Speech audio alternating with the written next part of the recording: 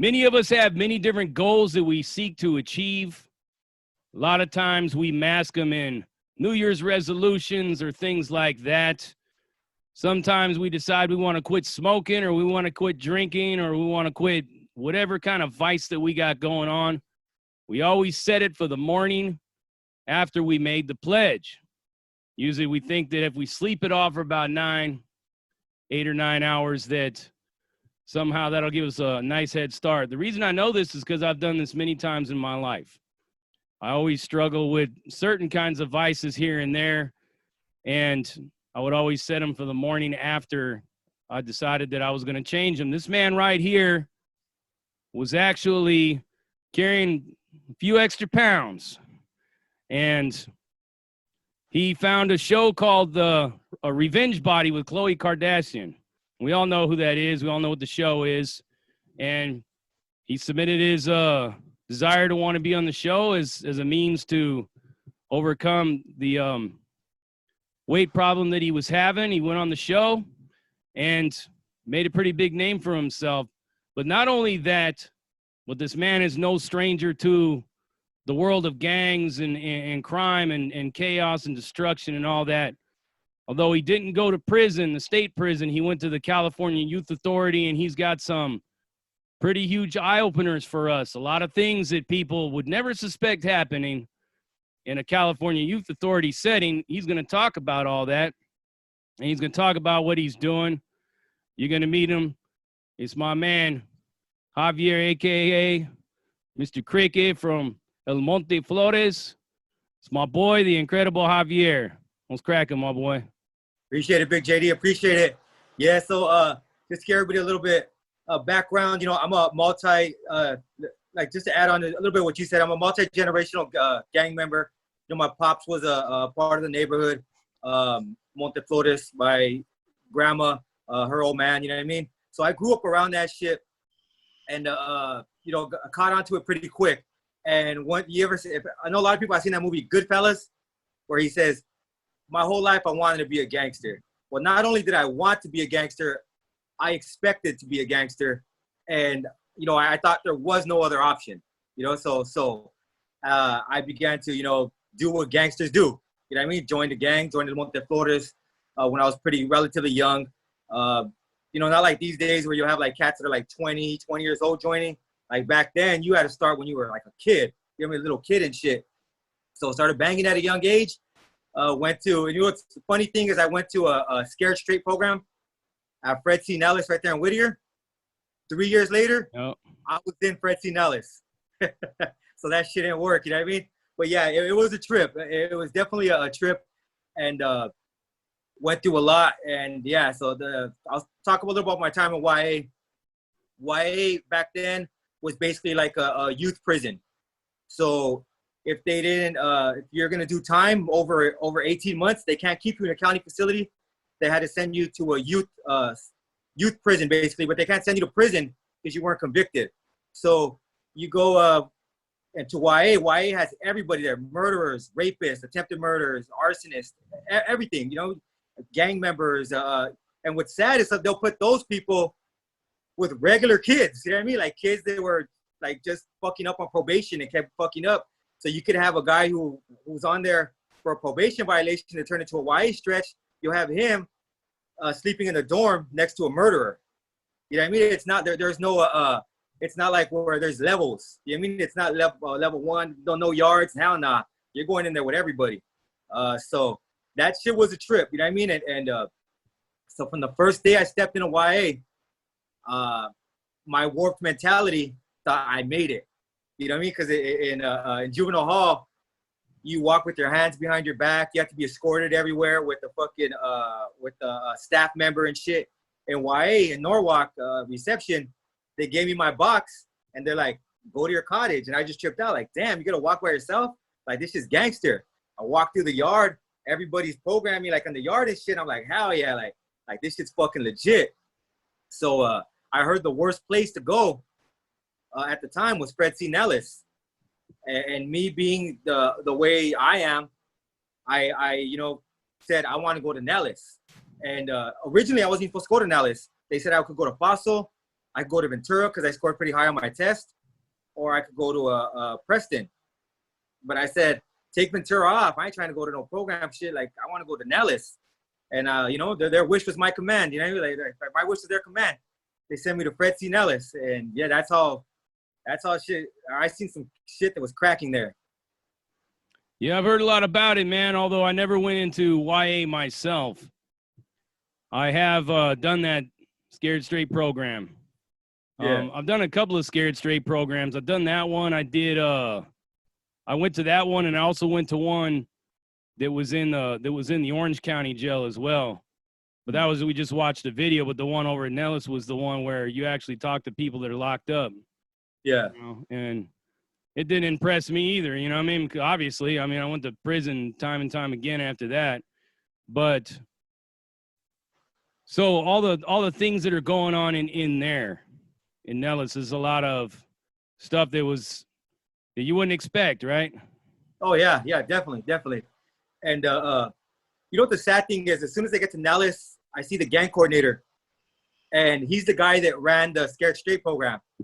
And I remember the words he told me because when I was leaving the Scared Straight program, I was like, this ain't shit. Like you were saying, I'm not impressed.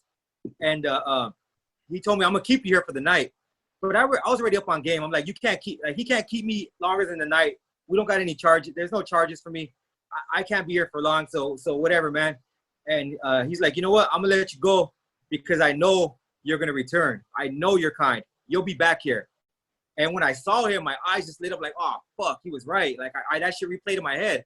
But, yeah, Nellis was a trip because you had cats that, you know, had been there for years. You know what I mean? Some cats have been there 7, 8, 9 years, like since they were 12, 11, but maybe not 11, but like 12, 13 years old. And sometimes they're there till they're like 20, 21 years old. So you'll see older cats, you'll see like fucked up shit. And the worst shit that you probably would see that I heard a lot about in the halls and fools would talk about, but I said, nah, that's just not real. That shit ain't gonna happen is fools being sexually assaulted. You know what I mean? So you would see, and it was crazy because you would see wards, well, that's what they called us, wards. Well, we weren't inmates, we were wards. You would see wards do that to other wards, or oftentimes you would even see staff members doing it to wards. So that shit was a trip too. And yeah, for the staff, and for me, like, you got to remember back then, I was a little kid. We were all little kids, but we thought we were men. And I think that's the nuttiest part of YA is that everybody thinks they're a man in there.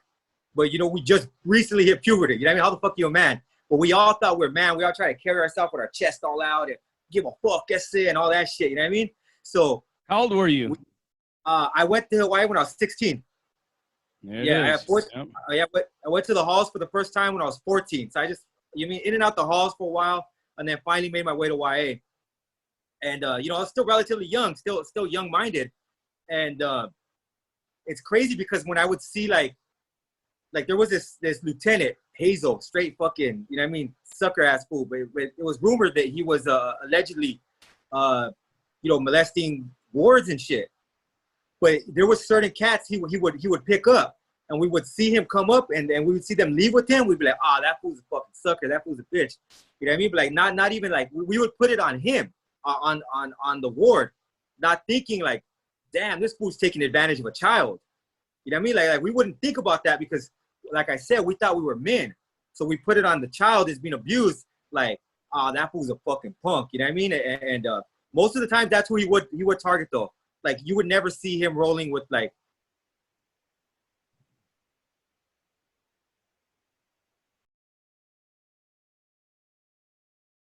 like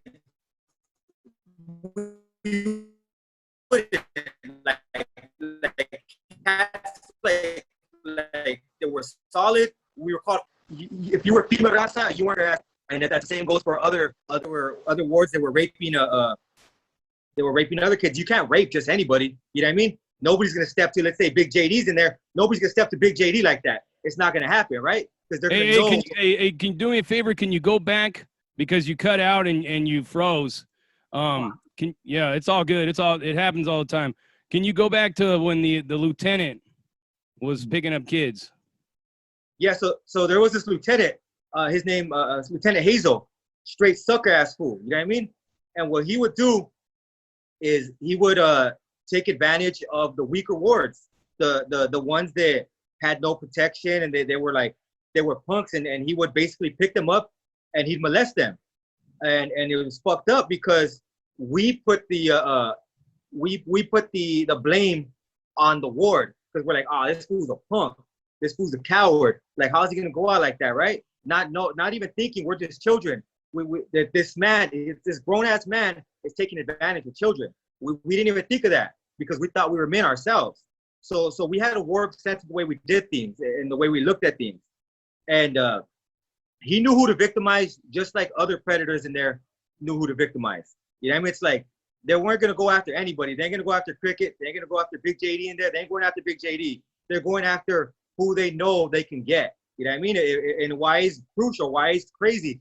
If you got to draw a line, and don't worry about somebody crossing that line, you have to worry about somebody just approaching that line. If they approach that line, you're taking flight because if they get too comfortable, you know what I mean? Shit can go sideways. And I see motherfuckers I thought were with it, sucking dick, and it was just like, damn.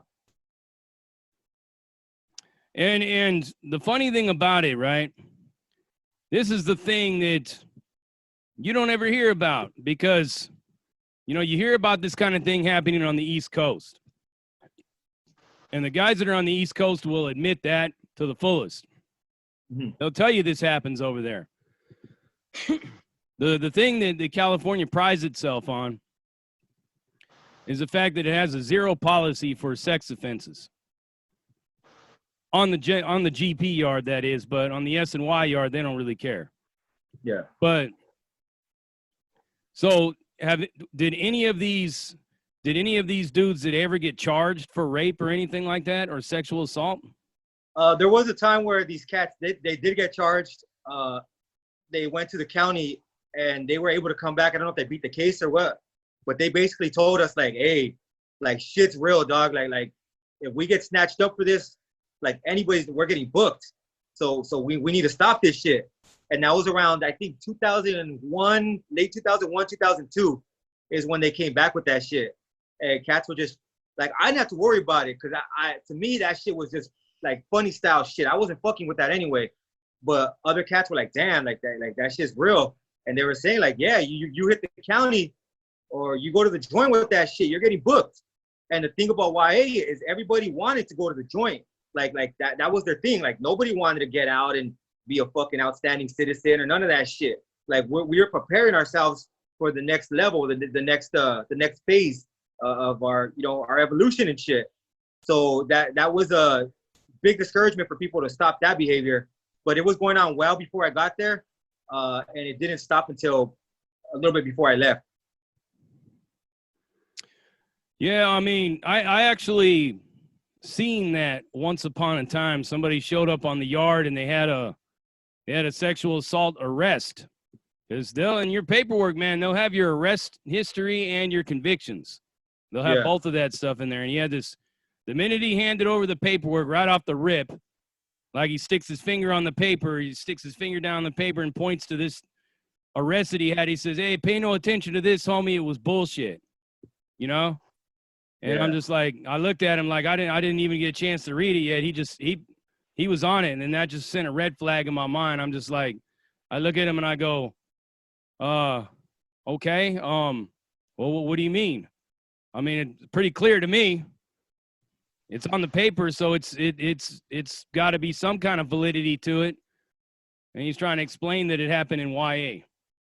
Yeah. He goes, I was, yeah, man, I was just, I was, it was a moment of weakness, man. And I was just, fucking this punk and, and all this and this and that. And next thing you know, blah, blah, blah. And he just I just didn't even want to hear it anymore. And it was at that very moment that, things happened. Like, I just wasn't having it, bro. It's like, I reacted and just took off on the dude. You know what I mean? Yeah.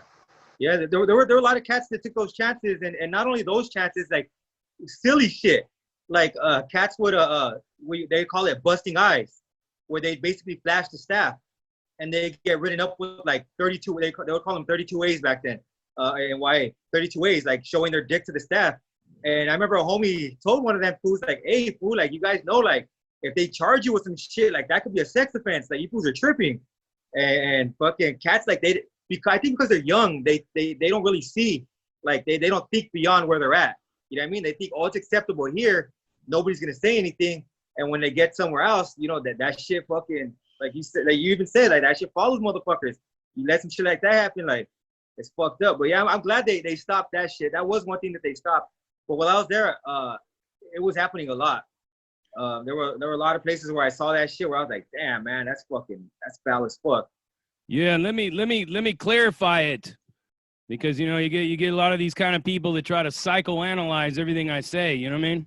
Mm-hmm. When this dude came into my cell, he shows me this paperwork. Yeah.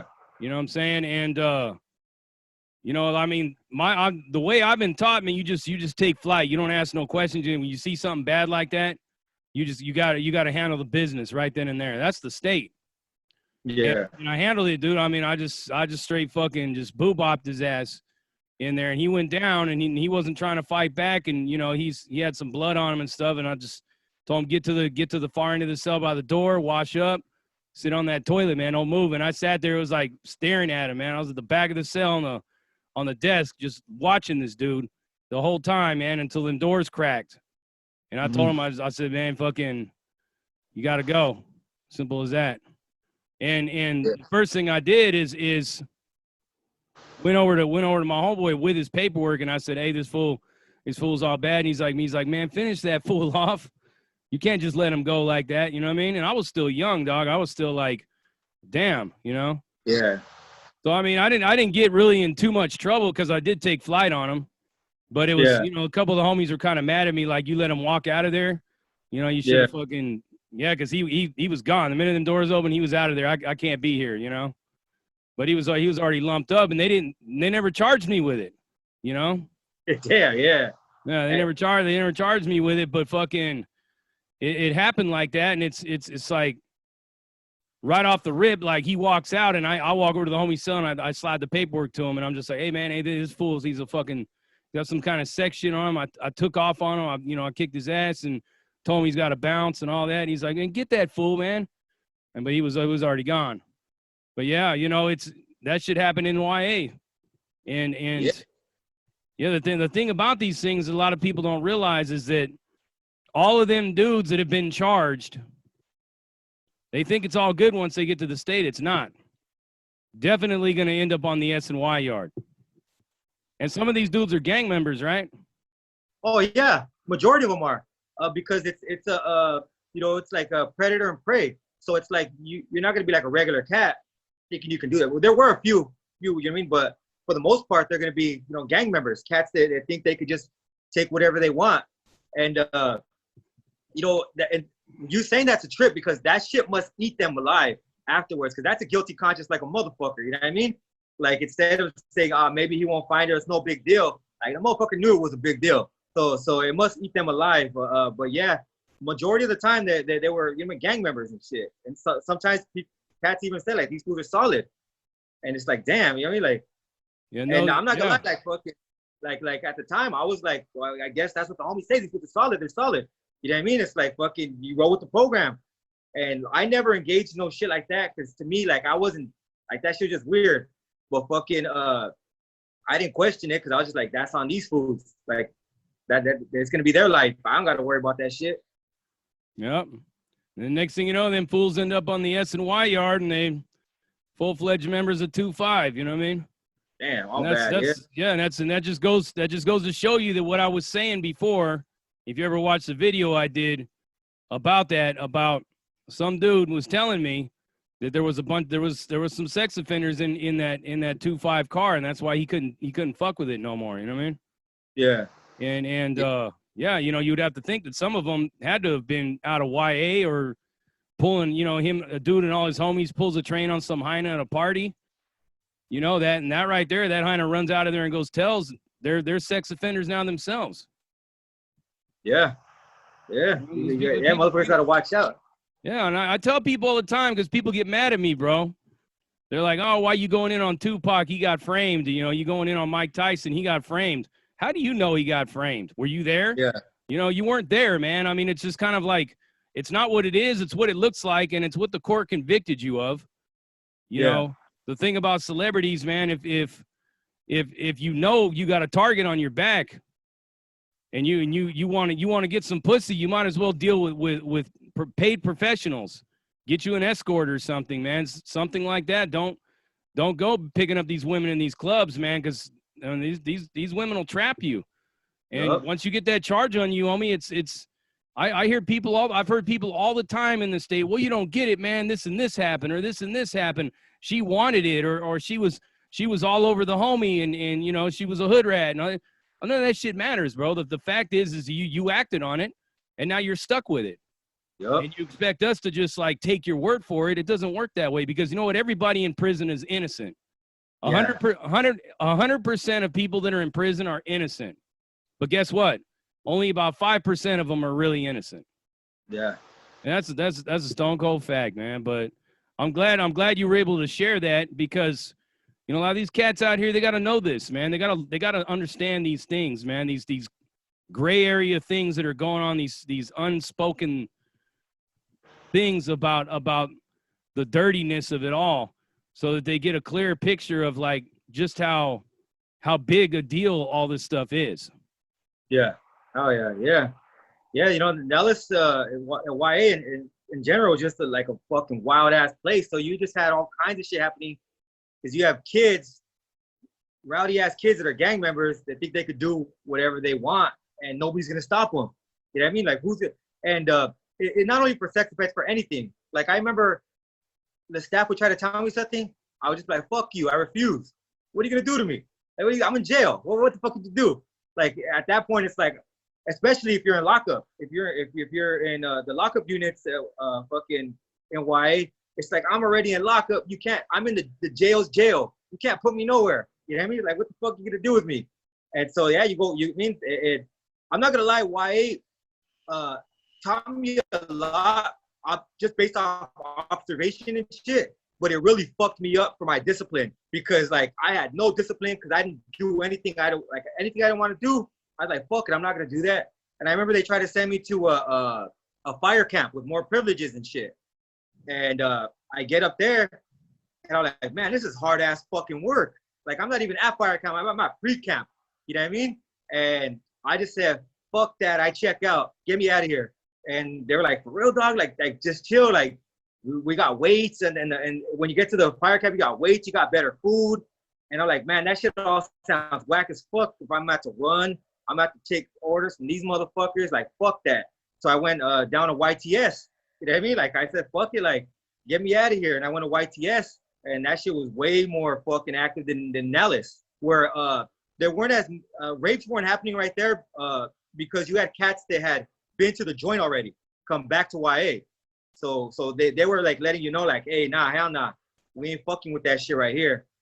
But you also had cats that have been busted. Let's say like you're 18 years old, you've been busted since you were 13, right? You did 5 years, and you got another 7 years to go. And you say you're in lockup all the time, so cats are like, man, I can't do this shit. I'm gonna slice somebody up, and I'm gonna go to the joint. And that's what a lot of cats would do. They would start slicing people just to get the fuck out of YA and catch a trip to the joint. And I had an interview with one of my homies, my boy Chippy, and it was fucked up, because he didn't mean to send cats. He didn't want to go to the joint, but he ended up seeing a green lighter. They ended up fucking jumping him, stomping him, put him in a coma. He caught a case for that, went to the joint, came back to finish his YA time. Because when you get paroled from the joint, you still got to go back to YA and do your YA time. Came back to do his YA time. The riot kicked off. He gets in the riot, and they violated him for being in a riot. He went back to the joint. I was just like, damn, that's fucked up, man. Just like a ongoing cycle, you know what I mean? Of just fucking lunacy and shit. That's nuts. Yeah. So you'll see a lot of shit like that happen. And what a lot of people don't realize either is when you're busted, time doesn't stop. Time doesn't slow down for you. Whatever is happening outside, that shit doesn't wait for you, right? You know, the crazy thing, one thing that I learned when I was in YA, 2 weeks before I got out, my grandma passed away. And, I love my grandma to death. Like, she's one of the only people that would come see me all the time. She would come to visit me. Like, because like I said, my family, they had a lot of issues going on. They didn't even have a car. Like, they didn't have a car to come see me. My grandma did, so she'd come see me all the time. And she got cancer, and she died 2 weeks before I got out. Yeah, I'm sorry to hear that. Yeah, thanks, man. And the fucked up thing is, they let me see her shackled up.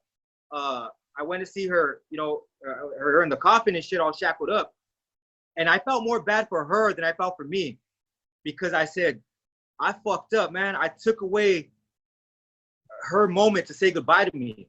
You know what I mean? Like me, I was a scumbag. I deserved what I got. You know what I mean? I deserved to not say goodbye because of my actions. But her, she didn't deserve that. So I was like, man, that's fucked up, man. And I started thinking about it like, damn, if I would have gotten one less fight, one less like group attack, just one less like just stop like not acting up, I could have maybe got out a month earlier, and I would have been able to let her say goodbye. You know what I mean? But my actions took that away from her. And that was one of the times where I kind of said, like, never again will I put myself in this position to not be there when I need to be there. Because like I fucked up.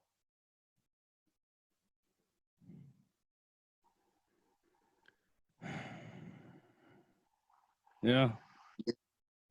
Yeah, so I got out maybe 2 weeks later. Like I said, 2 weeks later. She died on July 28th, 2003. I got out August 13th, 2003. And the sad, the worst part about this shit is my birthday is July 29th. So July 29th, 2003, I'm called into the chaplain's office, right? And it's just like, fuck it. I mean, what the fuck? What's my door racking for? So I stick my head out. What's up? They're like, Regoso, you're going to the chaplain. And I knew my grandma was sick. So they were working on trying to get me to see her. And I was like, cool, he's probably working on that. So I go into the chaplain's office, and the homies are right there, and they're looking like they're not making eye contact with me. I'm like, well, what's up with these fools? They're probably having a bad day, because I knew these fools, right? And I'm like, damn, these fools are tripping. And the chaplain's like, sit down, I want to talk to you. I got bad news. So I'm thinking he's gonna say like, you can't see your grandma. And I was gonna be like, fuck it, I'm getting out anyways. I ain't even tripping, right? And I'm like, what's up? And he's like, your grandma passed away yesterday. And I was like, oh, fuck. And yeah, so I found out on my birthday, 20 years old, like, happy birthday to you. Your grandma's dead, you know what I mean? Like, and like I said, that's my fucking fault. Like, I could have prevented that shit. Because when I got to YA, my neighborhood's pretty deep. So we really didn't have too many problems. I think I had maybe one fight. There was Mandel. The riots, of course. The riots, and that's it. Like the group attacks, like jumping people, just doing stupid shit like that, the robberies, all that shit. Like that shit was unnecessary. And one less of those, like I could have got out, you know what I mean? But you live and you learn.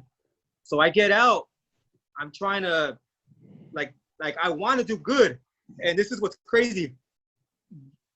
Like a lot of people always tell me oh shit, like you did that shit. Like I got lucky. I got real lucky. Because when I got out, my parents had a job, both of them. For the first time in their lives, they held jobs. I was like, what the fuck? They had a car, right? And I came home to a stable environment. Had I not come home to a stable environment, I don't know if I would have been able to make it. You know what I mean? Like fucking, because even with that stable environment, I was still on the streets with my boys. It's just whenever the cops would come, I'd fucking run. I'd be like, I'm out of here. Boom, I'm gone. And it wasn't really till my wife got pregnant that I started to think to myself, like, she was my girlfriend at the time, but I was like, am I gonna put my kids through what my parents put me through? Now, I'm not speaking ill on my parents, because they didn't know. They had me when they were 17 years old, you know what I mean? But they were figuring out life themselves. And I was like, am I gonna do the same thing to my kids? And I was like, nah, it's time to make a change. So I started making a change. I got a job at Bank of America. Luckily, because I was in YA, that shit doesn't follow me on my criminal record. I was actually on parole when I got hired there. You know what I mean? So it was a trip. And got a job there, and fuck, man, like started gaining a little bit of weight. And then I had 4 kids within a span of like a few years. You see, from 2004, my first child, till 2010, my last. About 6 years, I had 4 kids. And my last child, she was born with cerebral palsy, epilepsy, global developmental delays, and she's partially blind. So she went through a lot, and that really kicked in my depression. I got really depressed when I saw her nearly die. You know, like that's to me, that's the most challenging thing you could ever face in your life, is seeing your child there laying there helpless, right? And you can't do anything. Like, I'll fight anybody, I don't give a fuck, right? But you can't fight her battle. And that's rough. It's like, you're like, fuck, like you have to believe that she's strong enough to do it. And it's rough because you can't do anything.